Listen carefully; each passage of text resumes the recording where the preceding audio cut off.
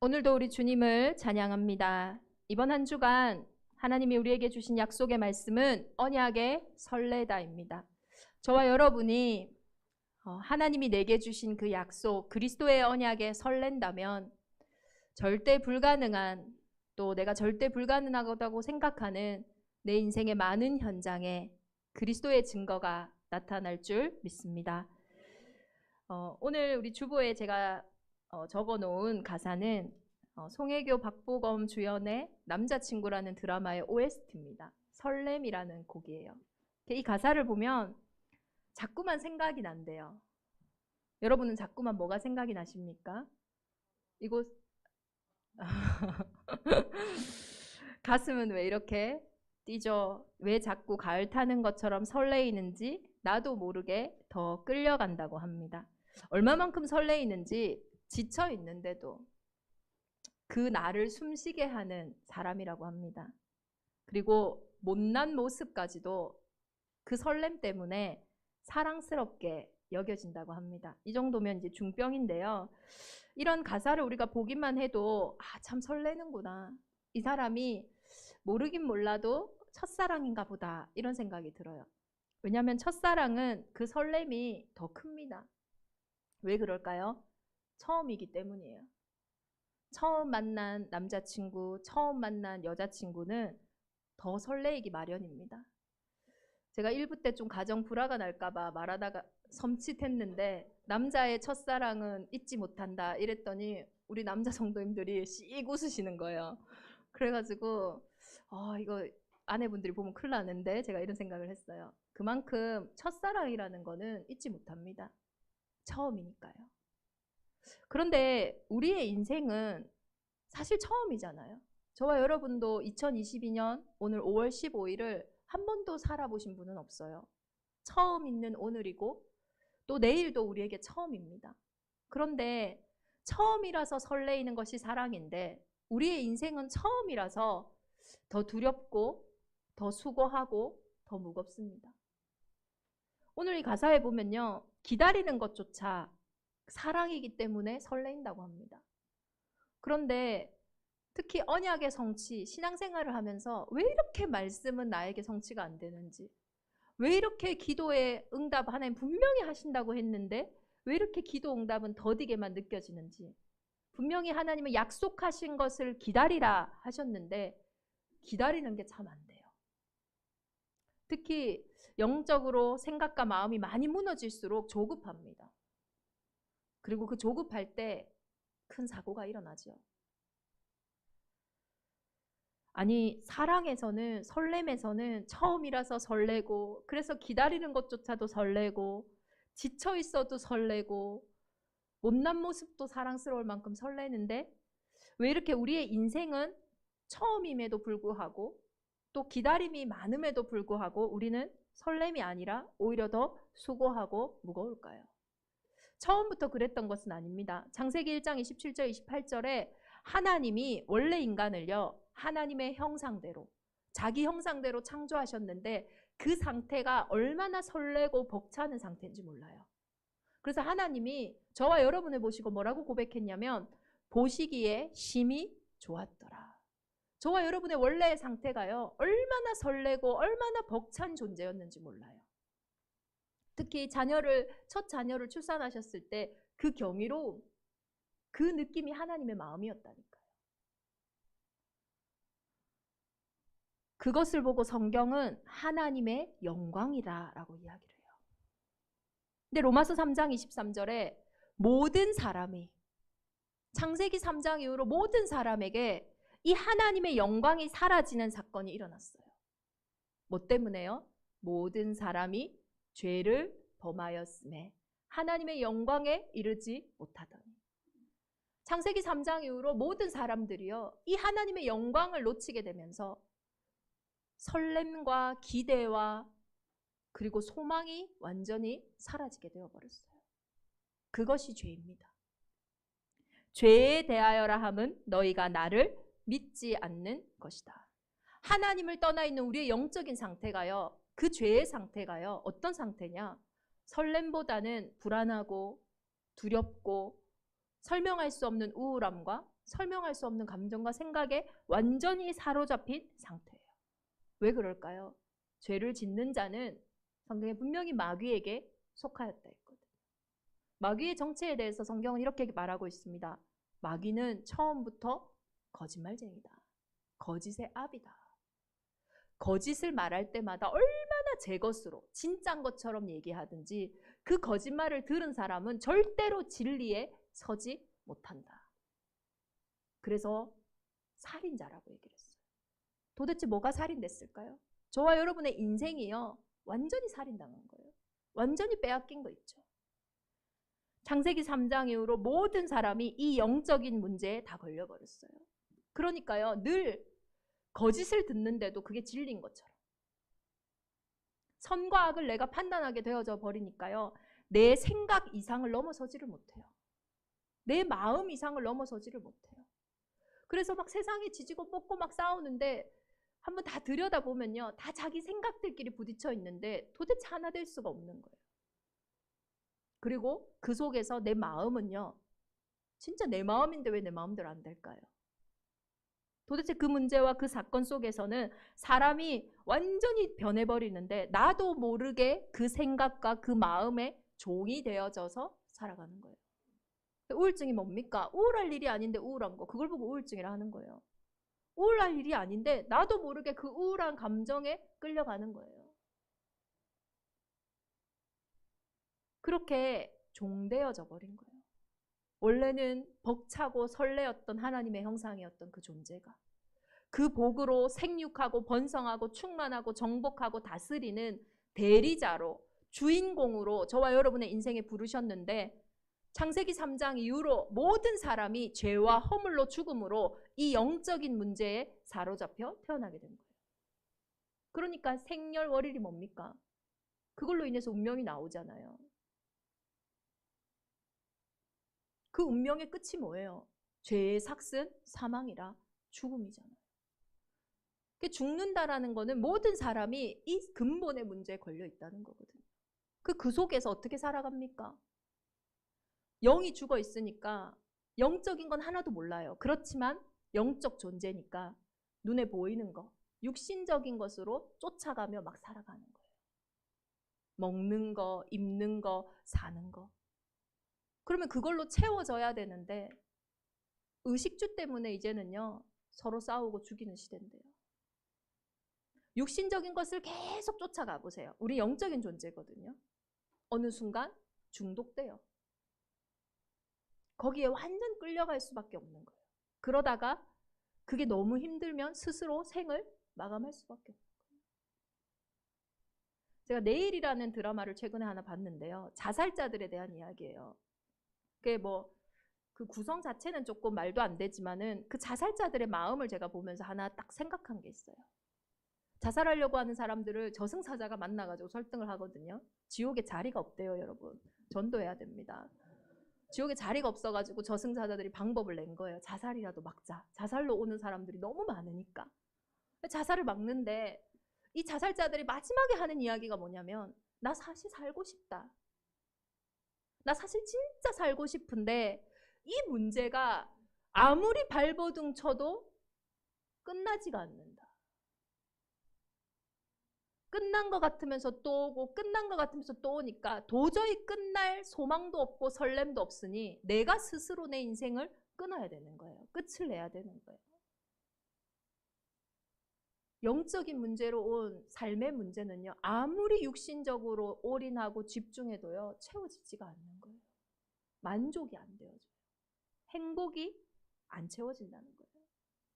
그래서 더 갈급하고 더 허전합니다.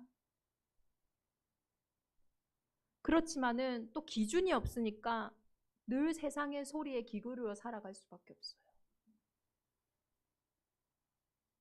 학교 잘 가야지. 좋은 학교. 취업 잘해야지.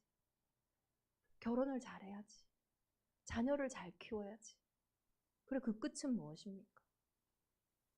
그 바벨탑을 쌓아서 인생을 막 세상 따라 올라가는데 결국은 무너질 수밖에 없는 반석 위에 세워져 있으니까요. 무너지는 겁니다. 높은 데서 떨어지니 더 아픈 거예요.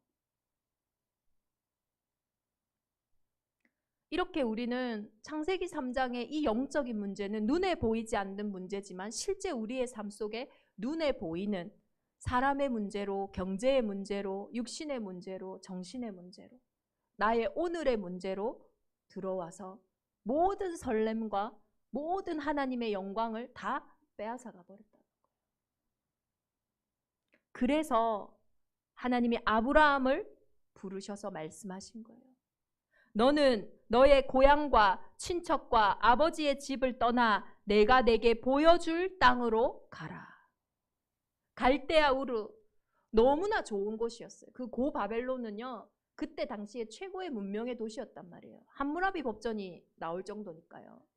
얼마나 발전한 데인지 몰라요. 그런데 그 발전된 것으로도 네 인생을 책임질 수 없으니 그곳을 떠나 내가 내게 지시할 땅 가나안, 어딥니까? 메시아 오실 땅, 그리스도를 향해 가라 하신 거예요. 그럼 이번 주에 우리 온 성도님들 이사해야 됩니까? 그 육신적인 이동이 아니에요.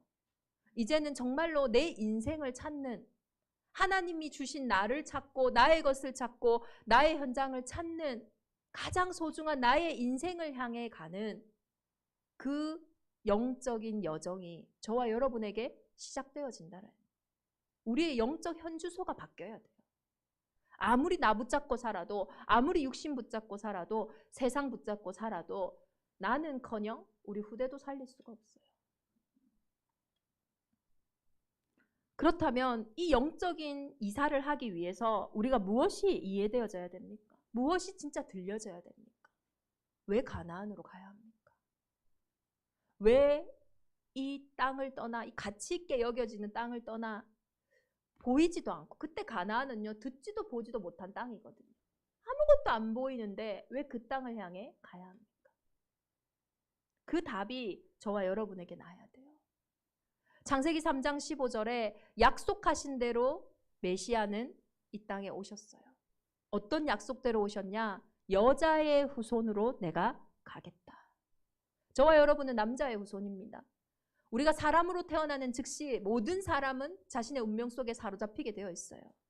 죽음이라는 끝을 향해 갈 수밖에 없어요. 그래서 세상의 방법으로는 나의 생각, 나의 마음, 내 인생의 운명을 바꿀 수가 없습니다. 그래서 하나님의 방법으로 여자의 후손으로 처녀가 잉태하여 아들을 낳으리니, 그것이 저와 여러분에게 보여져야 돼요. 지금 이 문제, 지금 이 사건 다른 문제 아니다. 다른 사건 아니다. 다른 것으로는 절대로 해결할 수 없다. 그래서 하나님이 직접 사람의 몸을 입고 오셨구나. 여자의 후손. 그 여자의 후손이 오셔서 이 땅에 뭐 하셨습니까? 죄 없는 그분이 오셔서 우리의 죄를 위해서 십자가에서 피 흘리셨어요. 출애굽기 3장 18절에 피 제사 드리러 간다고 해라. 희생 제사 드리고 간다고 해라. 완전히 애굽에 노예되어 있던 그들이요, 피 제사 드리러 갈 때 노예된 부분에서 해방받았어요. 저와 여러분이 잡혀있고 사로잡혀 있는, 절대 변할 것 같지 않은, 절대 설렘도 없고 소망도 없는 그 노예된 상태 속에 뭐만이 해결되어지냐? 피제사 드리러 갈 때. 그리스도의 그 보혈의 능력만이요 모든 저주와 재앙이 떠나가는 거예요. 제가 현장에서 전도하고 나서 그분들께 말씀드려요. 예수 믿고 나서 뭐가 제일 달라지냐? 우리에게 인생의 문제가 원하지 않는데 온 거잖아요. 소리도 없이 소문도 없이 어느 날 내 인생에 닥쳐 들어와서 내 생각과 마음을 수고하고 무겁게 만든 거잖아요. 그렇다면 응답도 그렇게 와야 된다. 소리도 없이 소문도 없이 내가 노력한 것도 아니고 내가 생각한 것도 아니게 저주와 재앙이 온 것처럼 응답도 내 노력과 상관없이, 내 열심과 상관없이 내가 예상하지도 못하게 다가오는 거다. 그게 진짜 믿음인 거잖아요. 지난주에 우리 강단의 선교사님이 동과 서에서 옮기듯이 이 동과 서, 세상의 동과 서를 사실은 절대 만날 수 없는 게 동서거든요. 지구가 둥그니까요. 그런데 그 동에서 서로 옮기듯이 우리의 죄가를 멀리 하셨대요.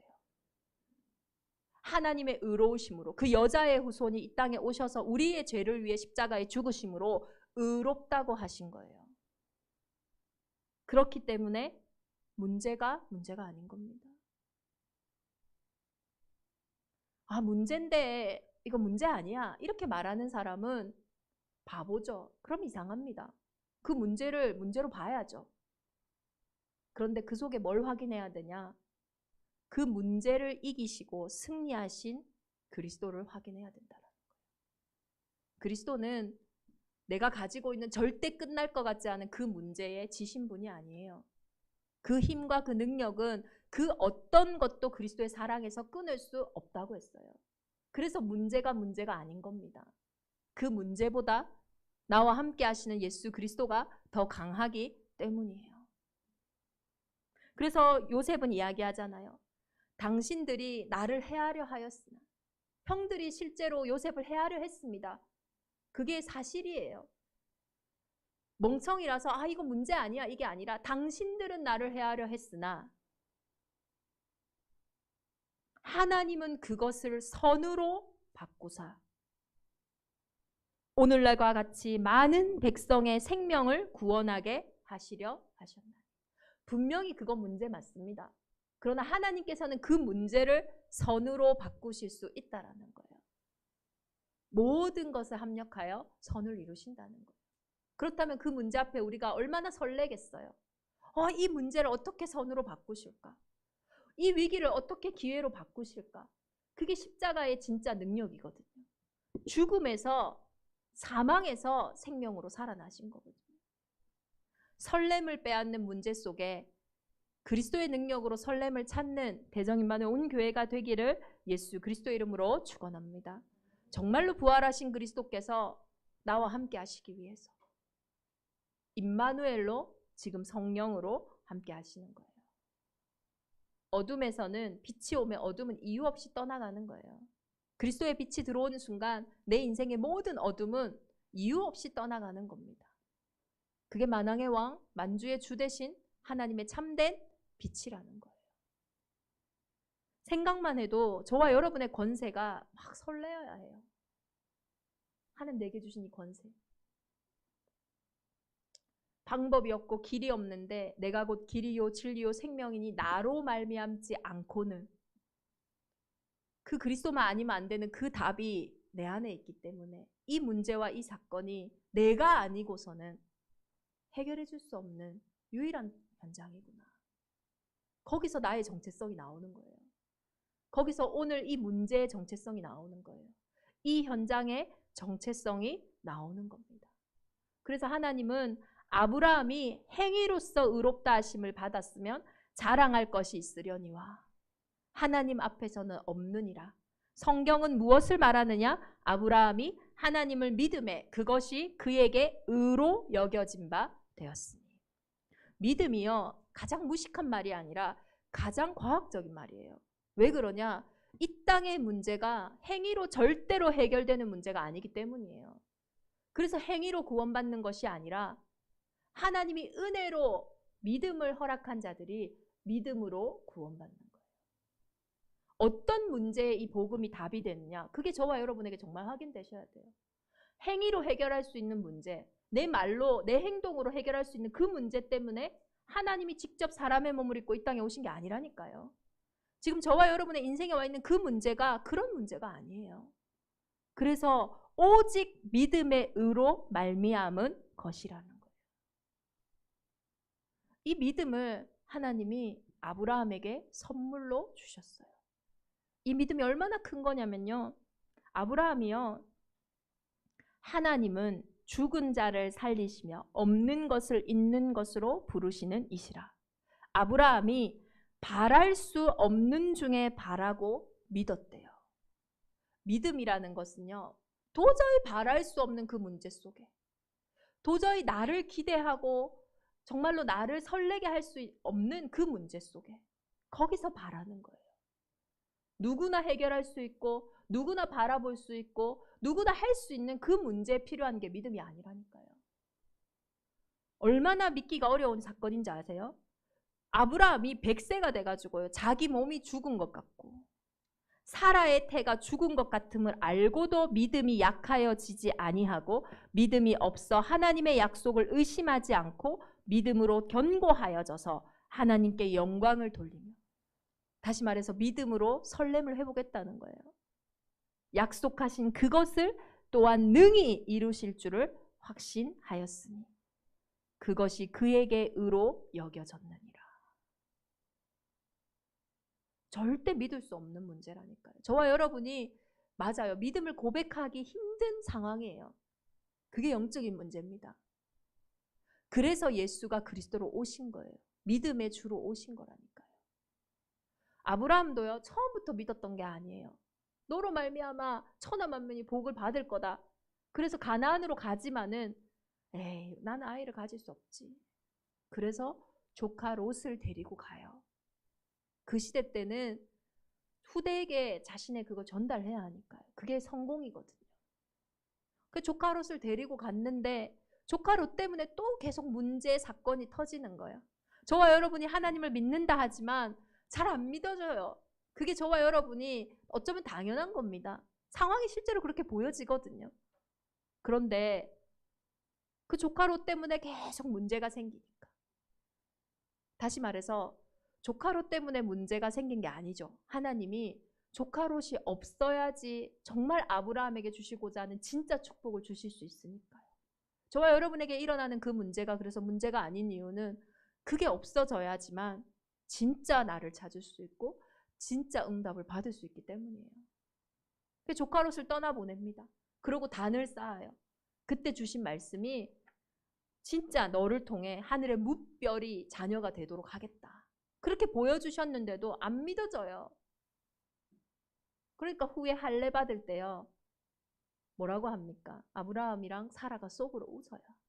우리가 지금 100세나 되었고 죽은 자의 몸같이 되었는데. 그러니까 참 우리의 여정이 무슨 여정인지가 보여지는 거예요. 믿음의 여정이라는 거예요.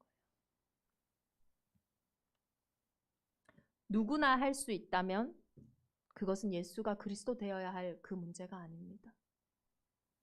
그래서 사단은 할 수만 있다면 저와 여러분에게 믿음을 막기 위해 총공격을 하는 거예요. 먹음직하고 보암직하고 담스러운 것.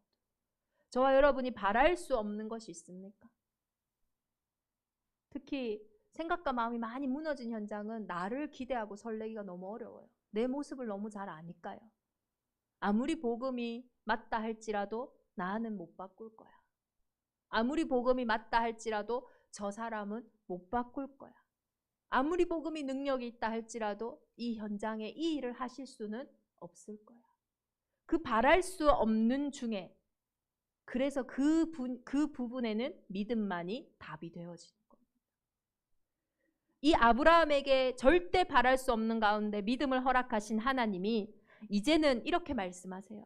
그에게 의로 여겨졌다 기록된 것은 아브라함만 위한 것이 아니요 의로 여기심을 받을 우리도 위함이니. 아브라함에게 믿음을 허락하신 이유가 뭐냐? 아브라함의 후손인 우리에게도 하나님이 이 믿음을 허락하셔서 아브라함과 같이 언약적인 축복을 주시기 위함이에요. 좋으신 하나님은 지금도 말씀하세요. 예수 우리 주를 죽은 자 가운데 살리신 이를 믿는 자니라. 예수는 우리가 범죄한 것 때문에 내줌이 되고 또한 우리를 의롭다 하시기 위하여 살아나셨느니라. 저와 여러분에게 그리스도가 들려질 때 아브라함의 그 축복이 나의 축복으로 그 언약의 상속자로 저와 여러분이 세워지는 줄 믿습니다. 그래서 이번 한 주간에요, 이 언약적인 축복을 계속 새겨야 돼요. 우리 영적인 존재거든요. 어디에 새겨야 되냐? 내 영혼에 새겨야 돼요. 근데 우리의 영혼에 사실 영혼과 가장 가깝게 연결되는 게 뭡니까? 생각과 마음이거든요. 근데 우리의 생각과 마음에 우리의 입술의 고백에 늘 나를 부정하고 현장을 부정하고 사실은 그게 하나님을 부정하는 것이죠. 언약적인 축복을 새기시기를 바랍니다. 저와 여러분이 받은 응답이 뭐냐? 본토 친척 아비집을 떠나 내가 내게 보여줄 땅 그 가나안으로 가는 우리의 여정 속에 하나님 주신 언약이 뭐냐? 내게 복을 주어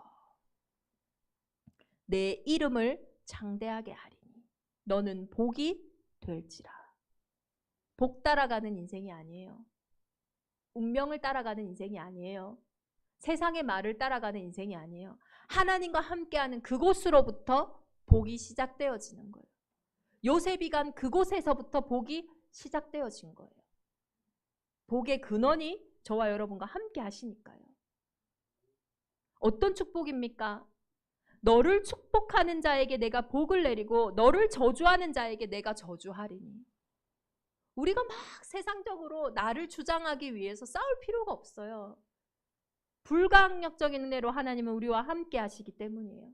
저 사람이 저렇게 말하면 내가 복을 못 받고, 저 사람이 나를 이렇게 만들면 내가 이번 일을 빼앗기게 되고, 그런 복이 아니에요.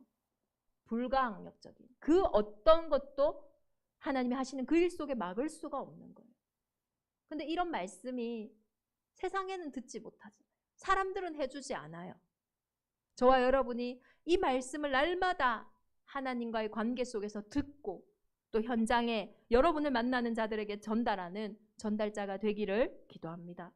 살리는 것은 영이니 육은 무익한 거예요.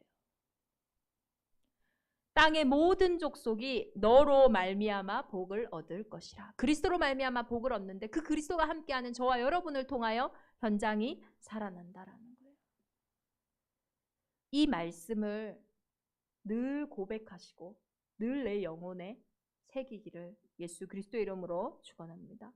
복음에 설레다가 아니라 왜 언약에 설레달까요? 복음은 나와 상관없이 언제나 성취되어집니다. 하나님은 땅끝까지 복음이 증거된 이후에 끝이 오리라 하신 그 약속대로 하나님은 일하실 거예요. 근데 그 하나님이 그리스도를 통하여 저와 여러분의 인생이 그 복음 안에서 발견되어지기를 원하시는 거예요.